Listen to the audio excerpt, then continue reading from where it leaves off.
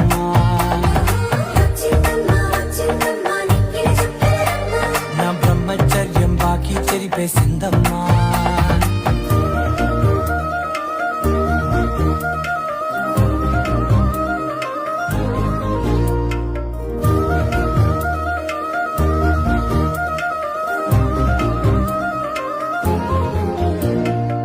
ఏకాంతాలన్నీ ఏకాంతం లేక ఏకరువే పెట్టాయే ఏకంగా. సంతోషాలన్నీ సెలవన్నది లేక మనతోనే కొలువయ్యే మొత్తంగా. స్వాగతాలు లేని ఒంట్లో ఉండలేక విరహం కనుమరుగయ్యే మనతో వేగలేక.